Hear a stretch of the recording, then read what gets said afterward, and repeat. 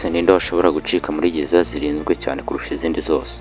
Agacika atari mu rwego rwo kwiruka, ahubwo agacika mu buryo budasanzwe, akoresheje ibikoresho biciriritse, agacukura umwobo ufite metero 1 n'igice, nta rusaku, nta muntu amenye ko ari kuwucukura, nta ruhande rwasenyutse, agacukura umwobo munsi y'uburiri bwe. Iki cyegeranyo turakwereka umugabo w'igitangaza ucitse gereza inshuro zirenze imwe, tunakwereke uburyo yakoresheje acika gereza za mbere zirinzwe abenshi bategerezaga ko bidashoboka, ndetse bigatangaza n'isi yose uburyo yabikozemo. Umugabo akaba azwi ku izina rya El Chapo. El Chapo yavutse tariki 4 Mata 1957. Yavukiye mu gihugu cya Mexique mu gace kitwa Sinaloa mu cyaro cy'ubukene. El Chapo ageze ku myaka 15 gusa yari atangiye gucuruza ibiyobyabwenge. Yari umuntu ucecetse ariko utekereza vuba kandi wihuta. Yagize umwanya ukomeye muri karite ya Guadalajara mbere yo gushinga iya Sinaloa, imwe mu za mbere zikomeye ku isi zicuruza ibiyobyabwenge. Bwa mbere afungwa byari mu mwaka w'1993 nyuma yo kwica umukozi wa CIA y'i Mexique. Ariko icyo batari bazi ni uko gufungwa kwe kwari itangiriro ry'ibidasanzwe kuri we. El Chapo yafunzwe muri gereza ya Puente Grande, imwe mu zikomeye muri Mexique, ariko gereza we yayibonaga nk'inyubako nk'izindi. Tariki 19 Mutarama 2001 ubwo yari afungiye muri iyo gereza mu ntara ya Jalisco muri Mexique, El Chapo yatorotse gereza ifite uburinzi buhambaye ibyo bwatangaje isi yose. Dore uko yabigenje ajya gutoroka gereza ya mbere. El Chapo itoroka rye ryari rihambaye, rigaragaza neza uburyo ruswa, ubucakara bw'amafaranga n'iperereza rikomeye bishobora kumena uruzitiro rwa gereza zikomeye. Uyu mugabo yari amaze imyaka igera kuri 7 afungiye muri iyo gereza, ariko mu ibanga rikomeye yari yarubakiyeho umugambi wo kwicika.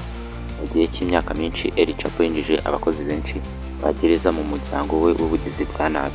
Benshi muri bo bamuhaga amakuru, abandi akamufasha gukora ibikorwa bitemewe birimo kumuhahira ibyo ashaka byose nk'amafunguro, telefone ndetse n'abagore. Yabashije kubigura abaha ruswa y'amafaranga menshi, ndetse bamwe bakamufata nk'umutegetsi aho kuba umufungwa.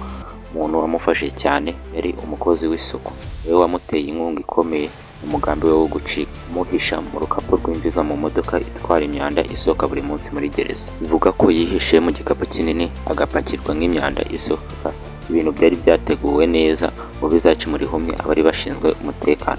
Imodoka yasohotse ivuye muri gereza nta nkomyi kubera ko abari bashinzwe kuyisaka bari bamaze kugurwa.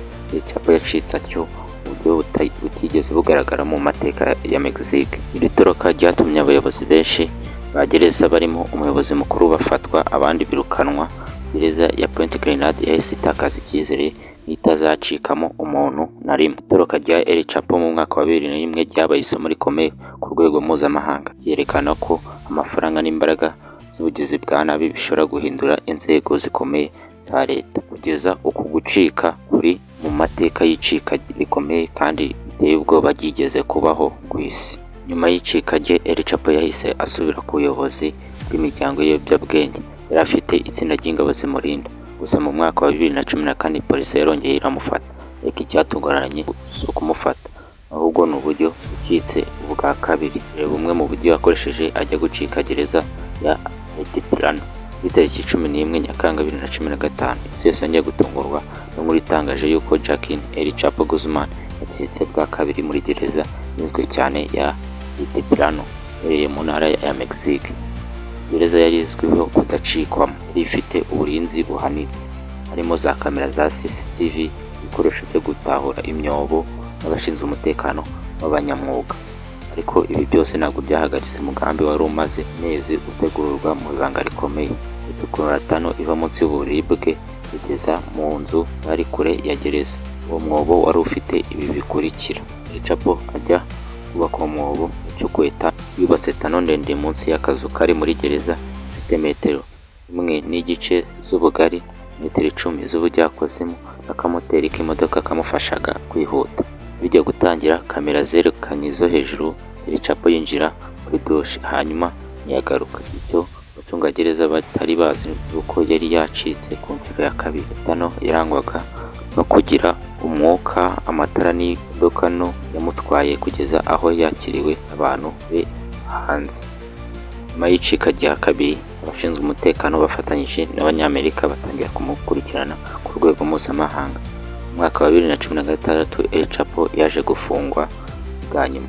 Yoherejwe muri Amerika ahanishwa gufungwa burundu n'inkiko za United States. Ubu akaba afungiye muri Dax Florence, gereza izwiho kudapfa gucikwamo na gato. Gereza ntabwo ushobora kubona aho wacikira. Ubu akaba afunze muri ubu cyumba kinini gisohokwamo, mfite kamera zimucunga amasaha 24 iminsi 7, akagaburirwa ifunguro rimwe gusa. El Chapo si izina risanzwe, ni ishusho y'ubuhanga, ubwenge n'ubugome bihuriye hamwe. Umugabo wageze ku bukire bukabije akanacika inzego z'umutekano ku buryo buhanitse, ariko amaherezo agafunga nk'abandi bose. Uzi ko hari abandi bacitse gereza inshuro zirenze 3. Subira hasi muri comment utwandikire ushaka wacitse gereza uburyo bukomeye kurusha El Chapo. Subscribe kuri CN Entertainment, aho tuzabagezaho inkuru zidasanzwe zibera mu buzima butangaje bw'abantu bakomeye kandi batamenyekanye.